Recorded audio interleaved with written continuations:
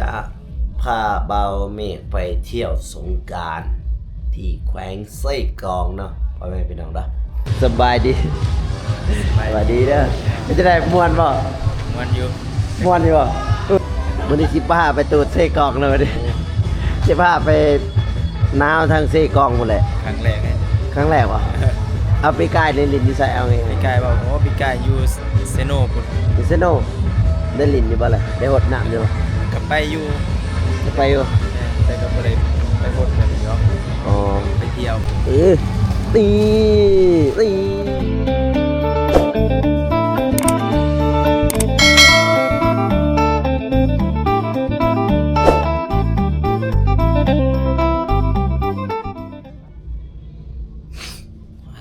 โชเนาะกับทักทายสบายดีเด้อพ่อแม่พี่น้องเนาะบ่ว่าสิอยู่เมืองในหรือว่าต่างประเทศก็ยินดีต้อนรับเข้าสู่ช่องเบาโกสนุบสปปลาวเนาะพ่อแม่พี่น้องเนาะตัวมื้อนี้ก็วันสงกรานต์เนาะยังไงคือวันสงกรานต์มื้อวานนี่พวกเฮาไปเที่ยวสงกรานต์กับเบาเมฆโตบอกเลยว่าแบบว่าสุดๆเลยเนาะที่เที่ยวมาเนาะเพราะว่าคนก็บ่ปานใดเนาะยังไงคือบ่ปานใดเพราะว่าทางเคนนอกค่ะเนาะทางเคนนอกเขามื้อวานนี้เบาโกไปกับเบาเมฆเนาะไปกับเบาเมฆไปทั้งเมืองปากซองแดนหนาวสั่นหมดเลยโอ้ยเพราะว่าเขาทางปากซองยังไงคือว่า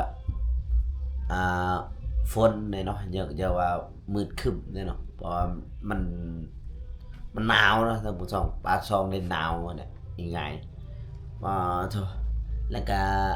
แดดบางบอนมีบางบอนบ่มีเนาะไปเที่ยวกับบางเมียงม่วนเขาเจ้าลินกระแป้งปลากระแป้งเต็มหนาเลยจนกระแป้งเข้าตาเนี่ยยังเจ็บตายเลยนี่เบิ่งก็ยังเจ็บอยู่นี่โธ่มื้อนี้ก็วันสุดท้ายเอาไงซะเพราะว่าทั้งลาวนี่มีอยู่3วันเนาะก็ลินสงกรานต์ง่ายๆคือวันที่14 15 16เนาะมันนี่ก็วันที่16เด้อพี่น้องเด้อนี่วันที่16ตอนนี้ก็เวลาก็12 โมงเลยเนาะห่างก็ตื่นเมื่อกี้นี่นอนกับบ่เมียงเมื่อคืนนอนอยู่ท่าแตงอยู่บ้านป่าของเบาโกเนาะนี่คือบ้านป่าเราบ้านป่าเบาโกนี่แหละนอนเป็นคืนที่2เนี่ยนอนนำกันคืนที่2คืนแรกวันที่15ก็มาท่าแตงนี่แหละมือส่งน้ำผ้านั่นแหละก็มาเที่ยวท่าแตงกับบ่าวเมฆคือกันเนาะแล้วก็ไปผูกแขนอยู่เฮือนบ่าวอนงเนาะไปผูกแขนอยู่เฮือนบ่าวอนงแล้วก็กลับมาจากนั้นก็ขึ้นไปบ้านบ่าวเมฆไปเฮือนของบ่าวเมฆเนาะแล้วหันก็บ่ฮู้ว่าสิพากันไปใช้ง่ายๆคือบ่จักสิพากันไปใช้เลยว่าทำแรกทำอิดแกว่าสิไปตัดอยู่บ้านแบงตัดอยู่บ้านบ่าวเมฆนั่นแหละ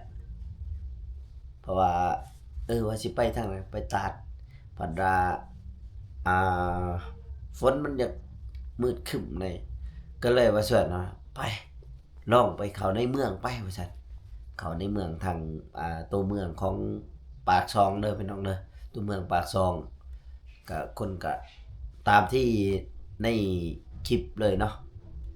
ตามที่เห็นในคลิปเลยที่เบาโกถ่ายเนาะแล้วก็โอ้ยเขาเจ้าลินแป้งท่าเต็มบรรดาเลยนี่บาโธท่าเต็มบรรดาถึงบาเมฆถึงเบาโก สั่นเลยบอกว่าทางนั้นโหดเลยรถอืม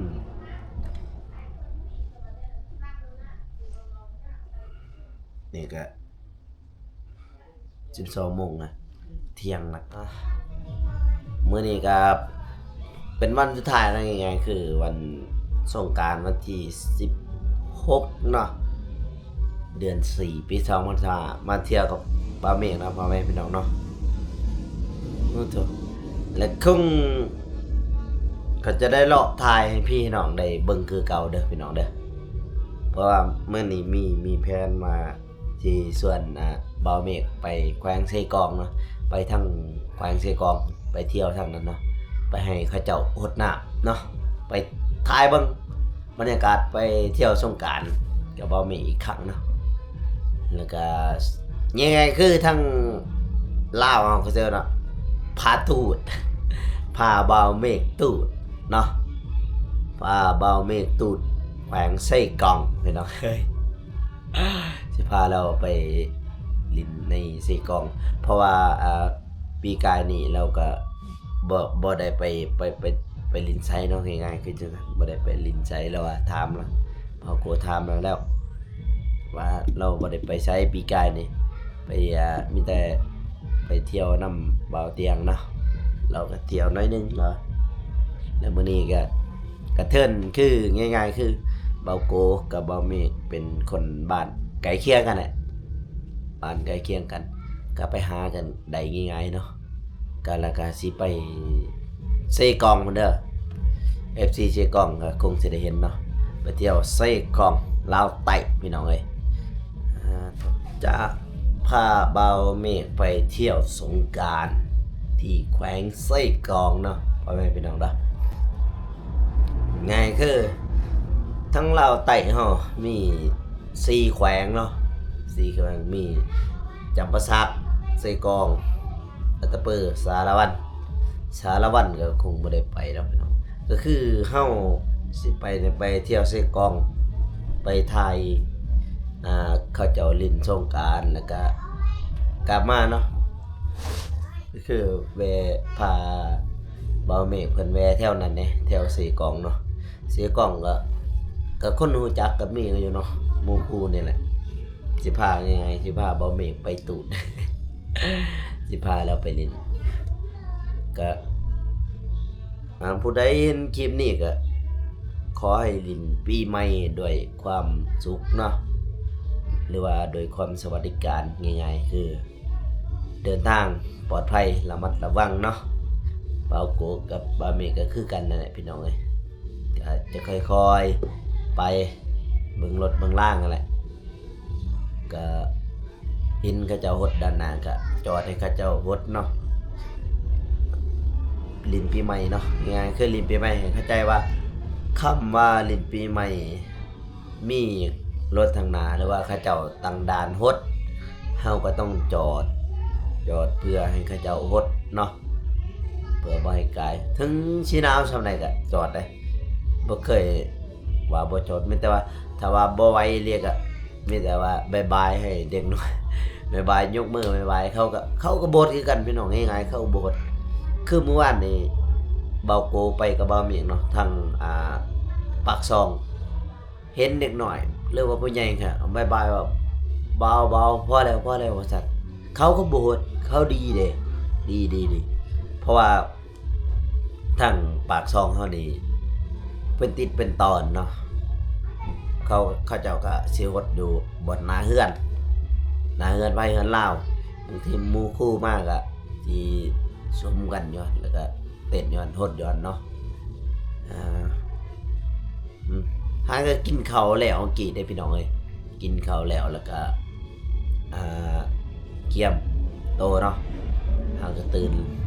เกียมโตแล้วก็สิออกไปเดินทางมาแล้ว4 กล่องเพราะว่าจากท่าแตงไปหา4 กล่องก็ประมาณอยู่48 กิโลเนาะ48 กิโลพี่น้องเอ้ยพาเบาเมฆเพิ่นไป4 กล่องเบิ่งเพราะว่าทางเพิ่นบ่เคยได้เขาปานใดเนาะแล้วก็สิเข้าไปจัง4 กล่องแล้วก็สิกลับมาคืนเนาะเพราะว่าเฮาก็คอยไปเนาะ ไปเที่ยวซีกองแล้วก็กลับมาคืนมานอนอยู่หมองเก่าบางทีก็นอนอยู่หมองเก่าหมองเฮาถ่ายคลิปนี่แหละถ้ามันนอนอยู่นี่ก็นอนบ้านเบาเมฆบ้านไร่บ้านมันนี่ถ้าเบิ่งว่าถ้าติดตามเนาะพี่น้องนะนี่คือถ้าติดตามให้พี่น้องฝากให้กำลังใจ2คนเนาะสิพาเบาเมฆเพิ่นไปเซกองคนง่ายๆคือเป้าหมายตอนนี้นี่คือไปเซกองเนาะไปเที่ยวเซกองลาวใต้เฮา เพราะว่านาเซกองมันจะมีหลายหม่องท่องเที่ยวเนาะมีตัดแฝกตัดหอคนตัดคู่แล้วก็กองครัวหันกองครัวเนาะกองครัวที่เฮาเคยถ่ายในมือก่อนเนาะพ่อแม่พี่น้องเนาะมีหลายสถานที่เด้อท่องเที่ยวในแขวงซีกองเนาะมีหวยวี่ก็แม่นกันประมาณ5-6 สถานที่นี่ตามที่ว่าเบาโกจือเนาะในแขวงซีกองเฮาหมองท่องเที่ยวนั่นก็สิพาเราเลาะแถวซีกองในแถวเมืองละมามเนาะทางเมืองละมามแล้วจากนั้นก็กลับมาแล้วก็จึงสิมาท่าแตงเขาคือเก่ามาอยู่หม่องท่าแตงคือเก่าเนาะเดี๋ยวเราไปหาบะหมี่ก่อนเพราะว่าบะหมี่เพิ่นอยู่นอกเนาะพ่อแม่พี่น้องเนาะไปเบิ่งน้ำกันเลยแล้วก็ถามเพิ่นว่าม่วนบ่มาเที่ยวปีใหม่นำเบาโกเนาะแล้วก็ที่ถามความรู้สึกของเบาเมฆเนาะไปเยี่ยมออกเดินทางเนาะพ่อแม่พี่น้องเนาะว่าจะออกเดินทางไปสู่แขวงเซกองพุ่นแล้วเลยสบายดีสบายดีเด้อมันจะได้ม่วนบ่ม่วนอยู่ทางนั้นเขาหดแล้วดินี่ย่างมานี่ก็ได้ไปยันเสียงเพลงเขารบกวนว้าเถอะ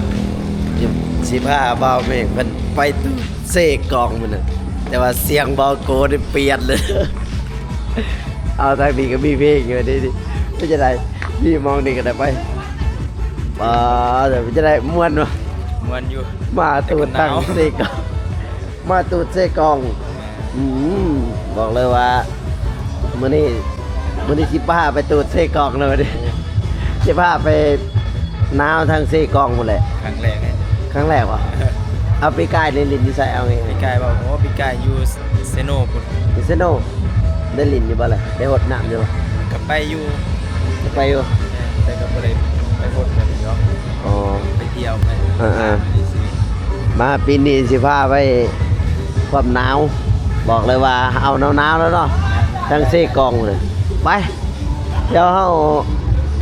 เกี่ยมโตกันพี่น้องเลยเกี่ยมออกเดินทางกันเลยเนาะเพราะว่า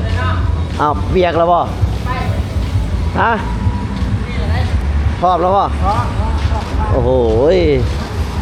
พร้อมสู้รบพร้อมไปเซกองพี่น้องเลยบังกระเจ้าหดกันนะนี่สุดยอดเลยเมืองท่าแตงแดนหนาวคือกันเด้อทางนี้เด้อนี่มองที่ว่าเบาโกอยู่นี่เป็นมองที่ว่าขายสุดหัตถกรรมเด้อพี่น้องเด้อขายสุดหัตถกรรมเบิ่งกระเจ้าลิ้นน้ำอุ้ยเมื่อนี้ก็ทีมงานเฮาไปกัน4 คนนะนี่4 คนเบาโกกับเบาเมฆแล้วก็หมู่เบาโกเองเนาะสิไป4 กองพี่น้องเลยดิโอ้บอกเลยว่าสุดจำเลยทางนั้นพี่น้องเลยนี่กดได้ไหมเอ้ยสุดยอดเลยพี่น้องโอเคพี่น้องคลิปนี้ก็สิจบไปเพียงเท่านี้เนาะก็อย่าลืมฝากกดไลค์กดติดตามเนาะแล้วเจอกันอยู่ซี่กองพี่น้องนี่สบายดีแน่สบายดีเด้อแล้วเจอกันพี่น้องเนาะ